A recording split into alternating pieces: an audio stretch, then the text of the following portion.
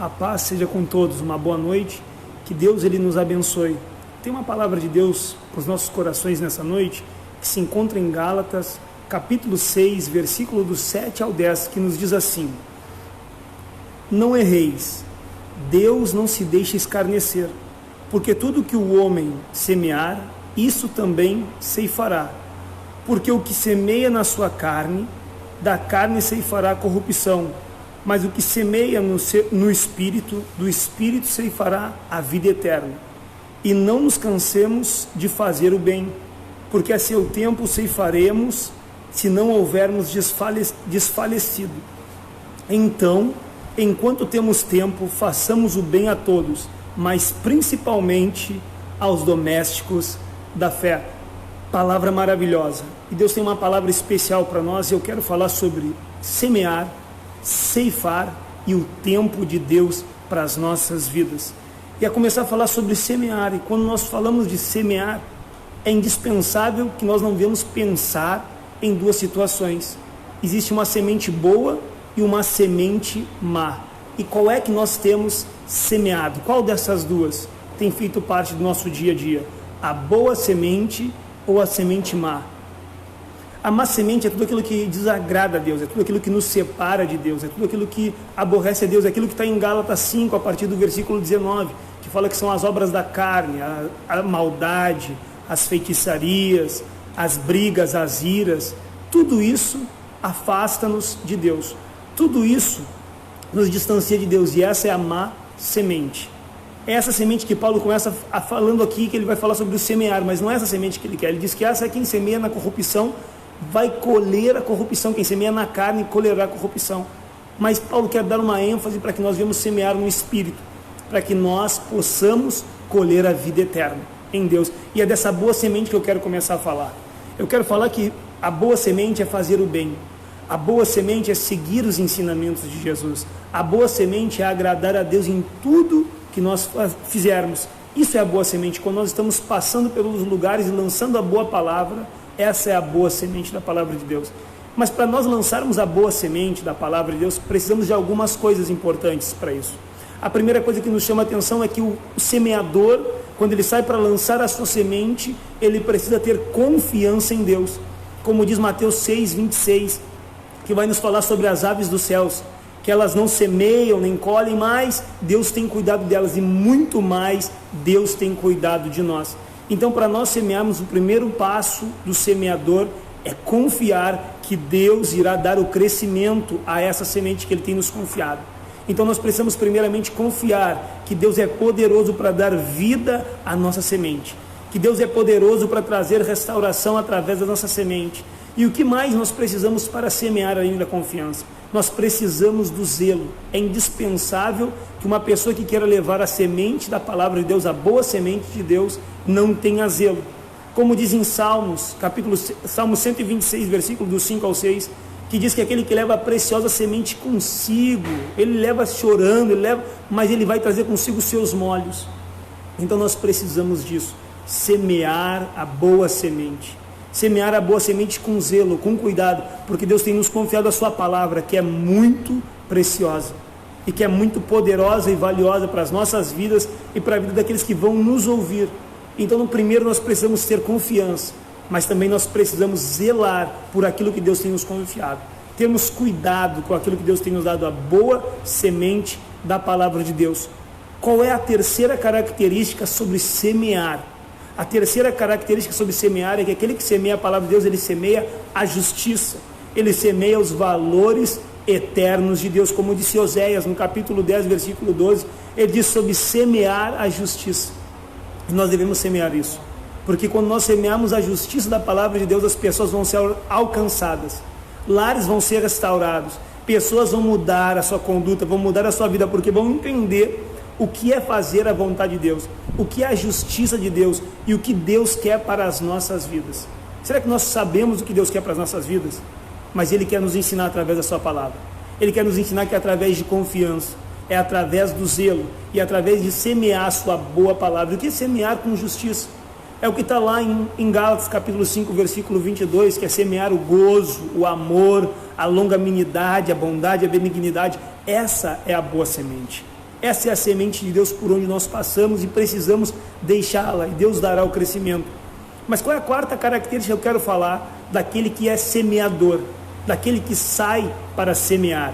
Eu quero falar que aquele que sai para semear, ele precisa ter disposição. Nós temos que perseverar até o fim, e a vida de um semeador é uma vida árdua, é uma vida de trabalho. Ele tem que ter, principalmente com ele, esperança e disposição. Ele precisa, para prosseguir, para lançar a semente, ele precisa se levantar, ele precisa arar a terra, ele precisa preparar para lançar a boa semente. Então ele precisa estar com o coração disposto. E Deus quer encontrar na minha e na tua vida disposição, como ele encontrou em Isaías, que quando ele pergunta: quem eu enviarei? E Isaías diz: eis-me aqui. Ele pede: envia-me a mim. Será que nós estamos com disposição para cumprir o plano de Deus? Será que a nossa vida está disposta para dizer: Deus, cumpre em mim o teu querer? Isso é lançar a boa semente. Isso é os valores da semente eterna, os valores da semente que são semeados no Espírito, que são para colher a vida eterna. É semear a vontade de Deus, é semear o que agrada a Deus. O que mais também eu quero falar sobre a ceifa. Eu falei primeiro sobre semear, e eu quero dizer para mim e para ti, que todo semear vai ter um ceifar. Então eu quero falar agora sobre a ceifa, e Deus tem preparado para nós uma bela e grande colheita. Porém, ele vai nos dizer assim, como diz em Gálatas 6:9: e não nos cansamos de fazer o bem, porque a seu tempo ceifaremos, se não houvermos desfalecido. Nós precisamos não desfalecer, nós precisamos não deixar o cansaço tomar conta da nossa vida, mas precisamos prosseguir para o alvo, precisamos ir adiante, precisamos continuar. E o que Deus vai nos chamar a atenção? Paulo fala aqui que nós precisamos não nos cansar de fazer o bem.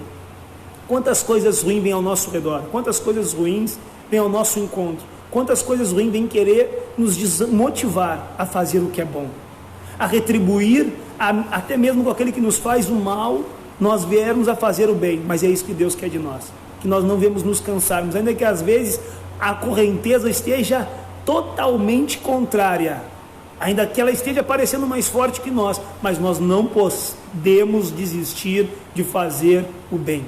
Deus está nos convidando: não desista de fazer o bem, não desista de prosseguir por algo, não desista de fazer a vontade de Deus, não desista de cumprir o plano dele, não se canse, não te fadigues. E o que é isso? Porque quem semeia, ele precisa estar preocupado antes da ceifa em regar, ele precisa estar preocupado antes da ceifa em tirar as ervas daninhas, ele precisa estar preocupado se vai chover muito, se vai chover pouco, ele precisa estar preocupado com as pestes, ele precisa estar preocupado com as pragas, ele precisa estar preocupado com tudo isso. E nós, para termos uma ceifa, vai vir coisas para nos cansar, as pragas virão, as pestes virão, vai vir as dificuldades, as intempéries, as ervas daninhas vão querer estar ali, a escassez de água vai querer vir, mas nós não podemos nos cansarmos de fazer o bem. Não se canse de fazer o bem, não se canse de fazer a vontade de Deus, não pare de fazer aquilo que agrada a Deus. A segunda coisa que me chama a atenção sobre a ceifa é que nós não podemos desistir, porque se nós desistirmos, nós não vamos ter a grande colheita. Olha o que Paulo nos diz, ele diz assim: se não houvermos desfalecido. Aquele que desfalecer, por mais que ele pelejou, por mais que ele semeou, por mais que ele cuidou, por mais que ele fez muitas coisas boas, se ele desistir, ele não vai colher. Se ele desistir, ele não vai poder viver aquilo que ele tanto almejou, que é o que? Quando nós semeamos no Espírito, a vida eterna, estarmos em Deus eternamente. Mas para isso, precisamos não desfalecer, precisamos ir até o fim, como diz a Bíblia, que nós devemos ir até o fim, para que nos seja dada a coroa da vida. Para encerrar, eu quero falar agora sobre o tempo, e Paulo vai falar no versículo 10 assim: então, enquanto temos tempo, façamos o bem a todos, mas principalmente aos domésticos da fé. Fazer o bem a todos. O tempo é tempo de fazer o bem. Deus está nos convidando e nos dizendo que esse é o tempo que nós temos, o tempo de fazer o que agrada a Deus. E como disse Oséias no capítulo 10, versículo 12, porque é tempo de buscar ao Senhor, até que chova justiça sobre nós. É tempo de buscar a Deus para que a chuva de Deus venha irrigar as nossas vidas com seu favor, para que a graça dele venha nos alcançar e nós possamos desfrutar daquilo que Deus tem para as nossas vidas. Mas como nós vamos viver esse tempo fazendo o bem? Como que nós vamos fazer isso? A Bíblia diz no Salmo 37, versículo 5, entrega o teu caminho ao Senhor, confia nele e tudo ele vai fazer. O nosso tempo precisa ser entregue nas mãos de Deus. A nossa vida, o nosso caminho, as nossas vontades, tudo precisa ser entregue nas mãos de Deus. Como disse o salmista no Salmo 31, versículo 15, os nossos tempos estão nas tuas mãos, ó Deus. Então que o nosso tempo seja entregue nas mãos de Deus. Deus está nos convidando nessa noite a entregar a nossa vida nas mãos dele, a entregar o nosso viver na mão dele, para que nosso tempo de forma integral seja para Deus, que o nosso pensar, o nosso falar, a nossa conduta, tudo seja para o louvor e a glória de Deus. Mas que ainda me chama a atenção para que nós possamos aproveitar o tempo para glorificar a Deus, para honrar a Ele dessa forma, é que nós precisamos cumprir o propósito de Deus em nossas vidas. Eclesiastes 3:1 diz que há um propósito debaixo do céu para nossas vidas, e nós precisamos nos colocar à disposição de Deus.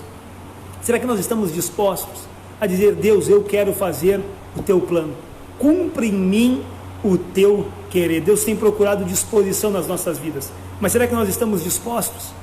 Como quando Jesus fez o convite para os pescadores que estavam na praia ali, logo após a pesca maravilhosa, e disse: vem e segue-me. E a Bíblia diz que eles largaram as suas redes, eles não questionaram, não falaram da multidão de peixes que eles tinham pescado, não falaram de nada, não botaram obstáculos, simplesmente seguiram a Jesus. Deus está nos convidando a seguir Ele. Deus está nos convidando a ter fé, convicção, para largar tudo e viver o centro da vontade de Deus no nosso cotidiano, no nosso dia a dia, em todo momento. E para encerrar, eu quero falar o que diz em Apocalipse 1:3. Muito feliz o que lê, o que ouve e o que guarda a palavra, pois o tempo está próximo. O tempo de Cristo está se aproximando. O dia da sua volta está chegando.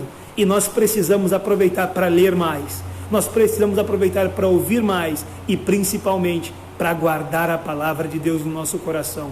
Que Deus possa nos fortalecer, que Deus possa nos ajudar a semear, a estar pronto para ceifar e aproveitar o tempo que Deus tem nos dado. Que Deus ele nos abençoe e que a paz de Cristo reine em nossos corações. Amém.